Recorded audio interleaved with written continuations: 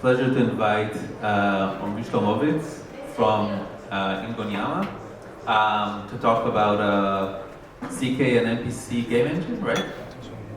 Yeah, thank you, Omer. Woo!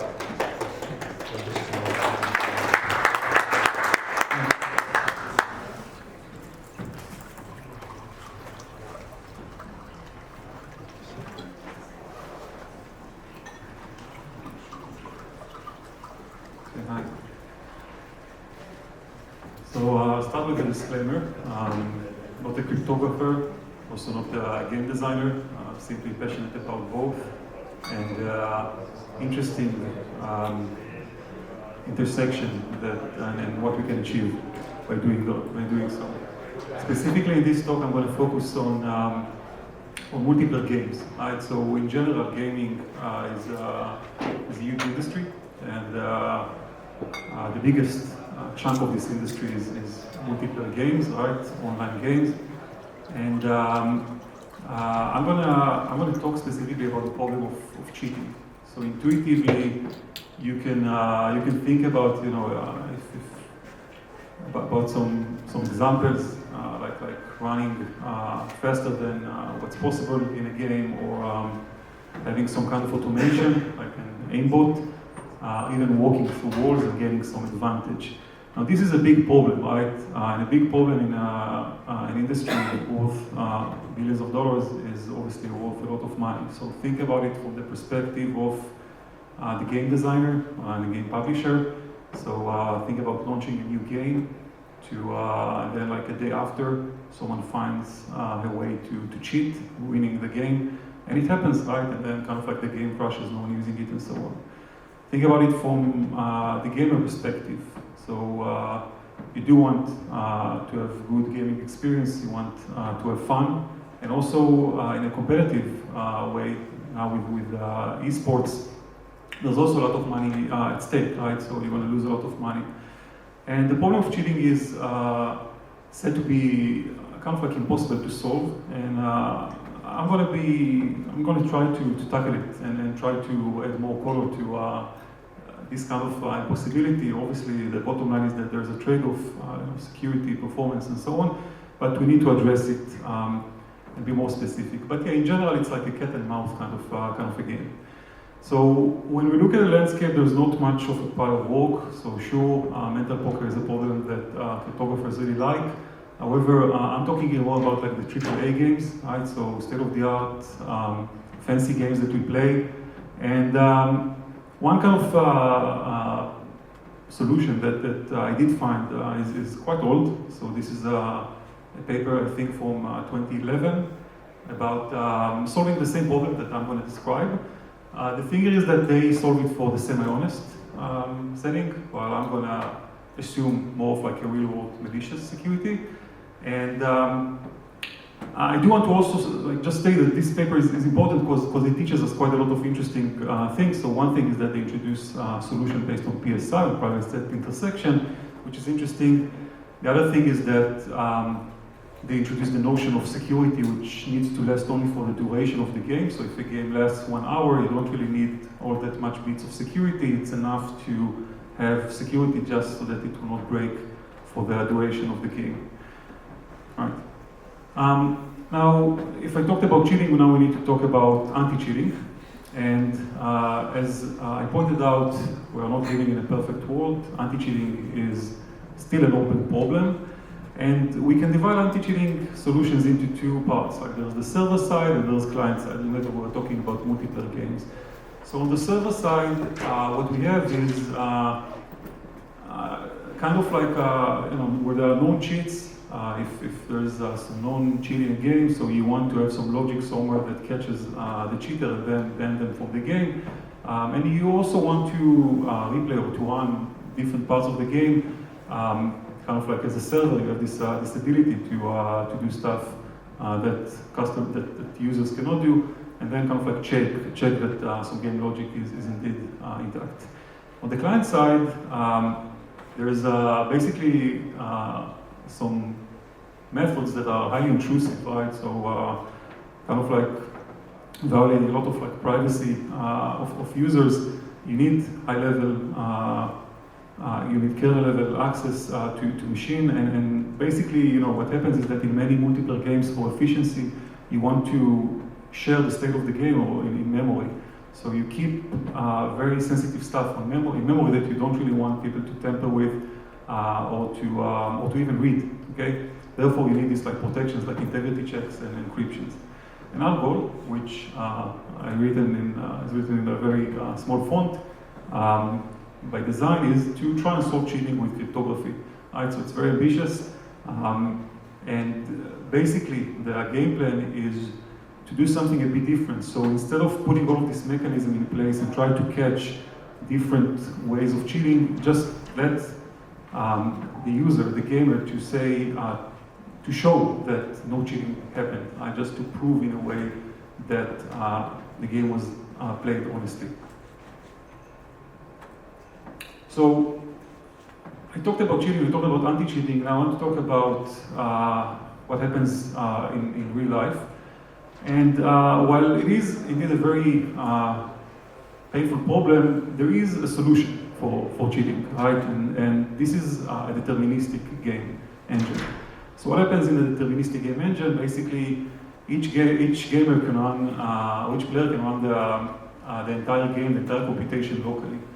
Think about it. The only thing you need is the inputs from the other participants, and other than that, you can simulate the entire game. So it means that if a cheater decides that now it moves faster in some way, it doesn't really reflect into what other gamers are going to see. They're going to just run the game as usual.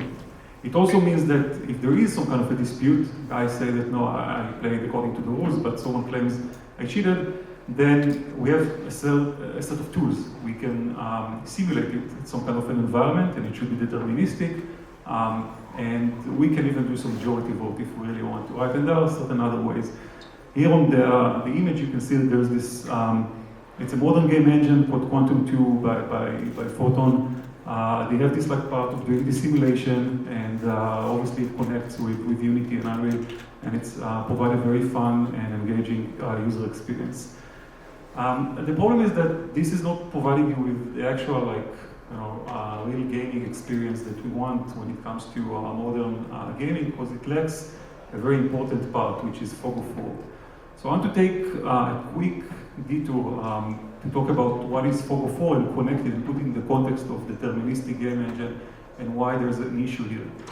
So obviously I put the dry definition from Wikipedia, but basically the concept of fog of war in gaming talks about hidden information, right? So the first example here is poker. Now, the problem with poker is that it's not really a big problem, if a problem at all, in real life scenarios, because by design in a game of poker we have a dealer, and this dealer is not any of the, is not a participant, or is kind of trusted in the sense it's the house, right? So there is no issue, we have a trusted party situation. However, we do have hidden information, right? So every party needs to keep their cards hidden. Another example is the game of Battleship, right? So this is a more interesting example, because it's like a one versus one type of a game. We don't have some kind of a trusted dealer, trusted party. So this is interesting, right? And of course, each party would have their own state. Now, if we're in a deterministic game, and it means that there's no hidden information, or there's only two options for me to do, right? So one is I'm sharing my entire state, so everybody can have the same view that I have. Obviously, it makes the game not interesting, and it makes it also very easy to hack, because everybody sees the locations of my pieces. The other way around is by anyone not sharing, and in this case, it's very easy to cheat, because I can just lie. If someone is asking me in this game, if I have some piece in some location, I can just say, no, I don't. I can move it around and so on. If you try to put it in the context of cryptography, you can intuitively think about a solution that is based on commitments, right? Because you just commit to the board in a way, and then you prove your way in ZK, kind of that you've done whatever it needs to be done, right? So that's in a way also an interesting yet relatively easy thing to reason about. A real-time strategy game, on the other hand, this is what I consider here the holy grail. Not necessarily the holy grail, but this is more interesting, or the most interesting case, because now we have hidden information, but it's also kind of like, changing over time. Think about location of different units and so on. And that's kind of like the type of games that we want to tackle. That's what we want to solve. Concretely, let's take a look at some example, which is going to be a running example. I'm going to use it in the slides later on, which is the fog of war chess. So this is, by the way, taken from chess.com, right? I did not invent this variant of the game. It's actually very playable. And you can see on the left how the game starts. So you see only your side of the board, right? So you have hidden information. And then as the game progresses, you get this kind of like different view, right? So on the right, you can see that knight can basically see there's the pawn that can be can take, and some other like location that the knight can move into, and so on. And this obviously will change. And what's important here is that this is there's some asymmetry here in the information, right? So that's not necessarily the view that the counterparty is seeing, right? So this knight is not necessarily visible to the other party. Okay, so this makes things interesting, right? And it keeps evolving over time. A very interesting game, by the way. If anyone wants to try and play it, you can do it online, very easy. So here's the idea: can we take this deterministic game, right, that I argued has a very little to no cheating, and add to it this type of fog of war, doing so with cryptography? What we'll get is that we'll have the same guarantees that we have for anti-cheating of deterministic games, but now we'll have much more interesting experiences, right? Games that can be built using this asymmetry and hidden information. Okay, so now for this part I'm going to do a lot of hand waving. I'm going to basically, my goal is to get you to some level of intuition, and for that I will need to mesh between theory, instantiation, and implementation, okay? So try to bear with me to see kind of like where this leads us. Now to start, I'm gonna just look at the game. So this is like the model for us for the deterministic game. No fog of war at this point, we'll edit later on. Just try to see what does it mean to have a game, right? So we have a setup, some public parameters and so on, and then we try to, or we're gonna make this assumption that, or a couple of assumptions that we can break down any kind of a game, even a real-time game, into discrete pieces, discrete chunks of time, so that we can look at it as a round-based protocol, a round-based game. Another thing is that we assume synchronous communication. So if I'm sending a message, it is received immediately for everyone, right? Some kind of like simplifying assumptions. The model would work with any number of players, but we'll just assume we work with two parties, and each party has some kind of a view that would be allowed to get update every round. And for each round, we indeed update the view, and then we have a chance to actually interact and send some input to the counterparty, okay, with help of messages. So just to show that this makes sense, let's try to instantiate it with the game of chess, right? So this is not the fog of war chess variant, just chess, right? So here it's very simple and straightforward. As a setup, what we need is a board, right? We need a board B. We also need to define some game rules, so it can be the regular rules of chess, okay? In the case of chess, it's also very straightforward that it's already been played as a turn-based game and it has two parties, so nothing to be done here. And the user input would be just movement from one point to another. It's very easy to verify because we have one view, which is the board, so it's very easy to verify that the movement was done correctly according to what we defined at the during setup. And in this case, even we don't really need interaction, we just have one message in each round, in each direction, okay? So this works fine. Now, let's try to understand what do we need, what are the requirements from the cryptographic fog of war, okay? Now that we want to add on top of this game model. And here I'm already using, like I'm still keeping the chess example because I think it's like helps with intuition. So one thing is that we need to add some privacy to the board. So the joint board is no longer joint view. Now we need to have local views to each party, which makes sense. And kind of like, you know, with similar to what I explained before with the game of with the previous game, is that the ZK part here is kind of like easy to understand intuitively. So now we have secret user input. So remember, there's some asymmetry in the information. What I'm doing now is not necessarily going to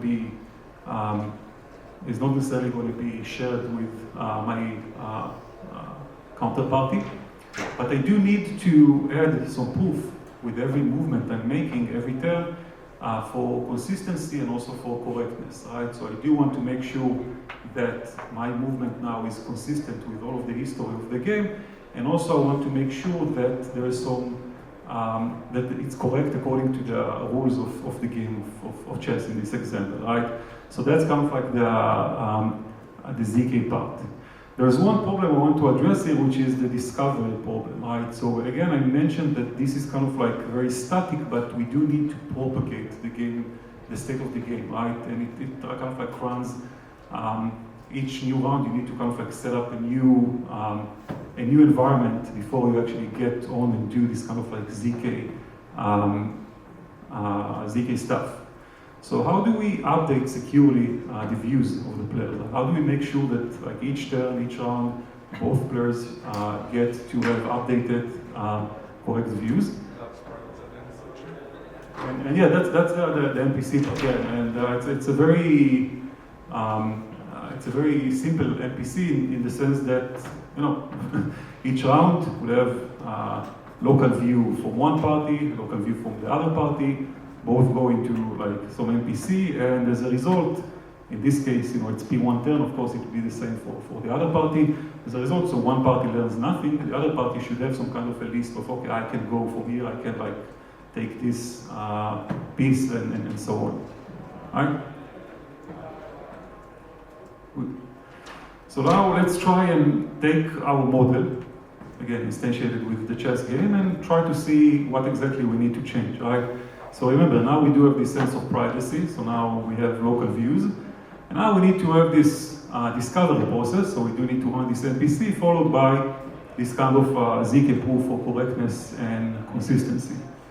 And what we want, or what I'm going to try to explain now in a couple of slides, and we'll not go into a deeper level of that, is kind of like how we take this specific part of the NPC and ZK and try to implement it in some ways that would help us that would be more efficient than just doing the generic naive ZK and NPC. Okay. So let's look at what we have. So on the left we have this NPC that I mentioned before, right? This high-level ID, and then the second step would be doing this ZK proof that should be with respect to outputs and to the NPC process. So my claim here is that the NPC can be implemented using some special kind of Oblivious transfer, OT. This is called bidirectional verifiable OT. Okay.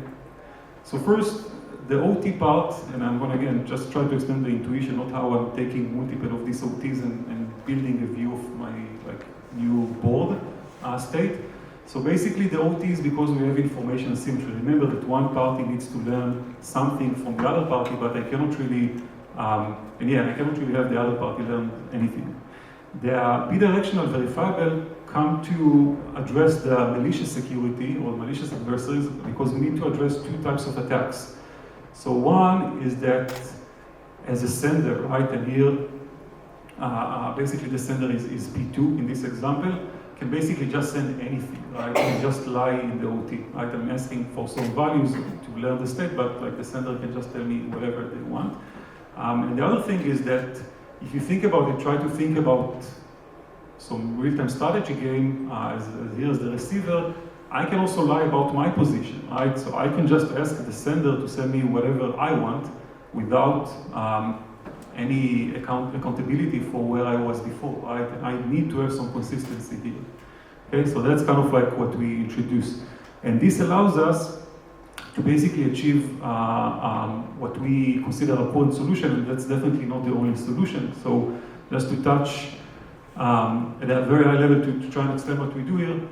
And yeah, on the right you can see some kind of like the dry definitions for BVOT. But basically we start with some encoding, right? So we have each player encoding the state. So in the board of chess it will be the board and the exact positions on the board. Specifically what we do is we use polynomials for the encoding, which will become very useful when we go into implementation. We then move to do commitments, and again for us it's like polynomial commitments, and these commitments would be updated every time that we validate a certain state. Like we've run this like NPC ZK stuff. Now the output would be a new kind of commitment that we can propagate and walk our way in the next into the next turn. And indeed, the MPC is based on basically many times this BOT. Think about the fact that you need to somehow mask what are you requesting. So there are like certain levels of privacy that you need to achieve here. So that's what I can say about our current solution. Of course, happy to discuss and open up for different ideas. I want to conclude with a few points. Right. So first, in the context of cheating, this landscape would be always in this trade-off between performance and security. That's also where my company is trying to make a difference. Right? So the image that you can see to your right is from the game of Counter-Strike 2, and you see that on the one hand we run the game, on the other hand we run ZK, and this is running on the same GPU. So it's hard to infer from this image, but you have to trust me, is that basically performance are the same as if you run only one of them like standalone, meaning that the graphics of the game remains intact, remains the same frame per second. Also the ZK part is working as it should, same performance as if it was running alone on the GPU. So I think that there is a room here, and that we are at a mature enough state to kind of like have this discussion on how we can work with the gaming industry on figuring out this, how to bring cryptography into a more dominant part in their ecosystem. There is an interesting point here about client-side technology. So usually, or many times, we focus on the server side of things. Here, with gaming, it's almost exclusively running on the client side, right? So this GPU is a gaming GPU, right? With mobile, by the way, situation is way worse. Like the things that developers are doing for mobile gaming, it's crazy. It's like like at the level of embarrassing when it comes to do anti-cheating. There's opportunities even with consoles, right? So consoles are these boxes that basically contains everything you need. Like there's the software, there's the hardware, and there's like, you know, one team that basically knows everything about it. So it's very easy to think about how to integrate cryptography. The P2P aspect, which I didn't really touch. So most of my talk was mostly at the assumption that we have a server and clients. However, once you introduce cryptography, you can easily leap into this type of P2P games, which it's not new, like many other games, but obviously when it comes, many other games are using P2P, although modern multiplayer games are exclusively doing this server-client topology. When you go to P2P, it opens up different possibilities. You no longer have a server that takes like no part in the game, right? So it's more financially, there's benefits in the way, even in the way that it scales, right? And then blockchains, right? So blockchains is another form that, another thing that can help with many things here, like communication, finance, incentives, and so on. Bottom line, this is a work in progress. We're exploring it, and if you are interested, we'd love to collaborate. We try to actually build games. We try to work with different game designers and publishers. So yeah, if that's interesting, we'd love to be in touch. Thank you.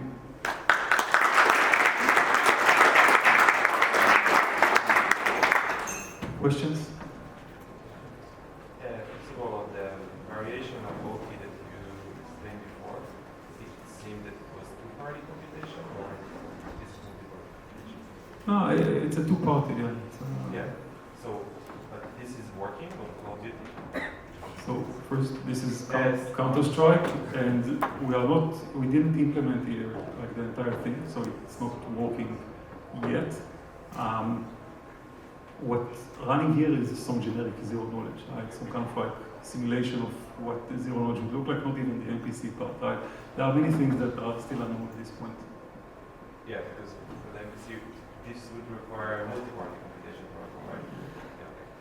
And do you think that to games that you described, you introduced League of Legends before, to such games that are like highly intense and highly real time, do you think it's possible?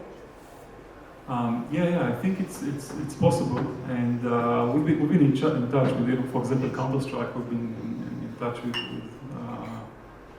the guys that are maintaining this game.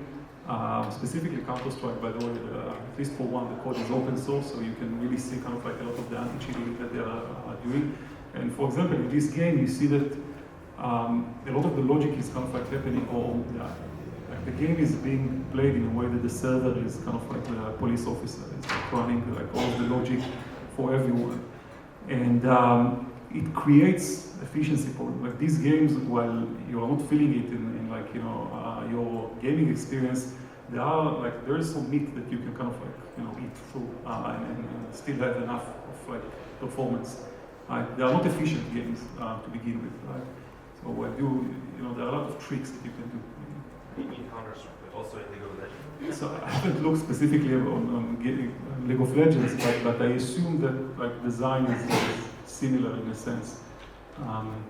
You can also think about the anti-cheating. It really depends on the use case. So for example, in an e-sport type of a game, you might want to just replay the game, or you kind of like save locally a lot of like the stuff that you need to later on approve, and then you can like replay the same stuff and do it offline if you want. Like you can take the computation to like a different time, like not necessarily concurrent with the game if you want to. There might be ideas like this. Do you think about compromising leaking information for anti-cheating in what you play? So it was not clear. Let's say that you design this protocol in a way that I will leak information that is private from me to you, but you can never do a move that you can't do. And this might allow you more freedom in designing it. But I don't know, because now you have this state where you can act not accordingly, not honestly, right? And I'm suggesting switching that into a state where you would have information that you could somehow maybe access that would give you some advantage, but might be better than what is home here. Yeah, so if I get your point, it's indeed not black and white. It's a constant struggle, and it's really a matter of this trade-off that I talked about of security and performance and where you want to be there. When you talk with anti-cheating teams of the publisher of League of Legends, of Valve, and so on, you do see that they care a lot about anti-cheating, but it's always like changing. And what we are trying to do when we talk to them is actually like nail this exact point where they say, okay, this is like where we need help, where we need more tools, and kind of like introduce an enhanced toolbox that might be useful for them. Personally, we haven't found yet the sweet spot, right? Like exactly what it's like. How is it that cryptography can integrate with this like very AAA, state-of-the-art games? I just assume that this might happen, and I agree with you that it's not going to be just like provide the perfect solution, and it's going to be both like super secure, super performant. It's likely not going to be the case. Thanks very much.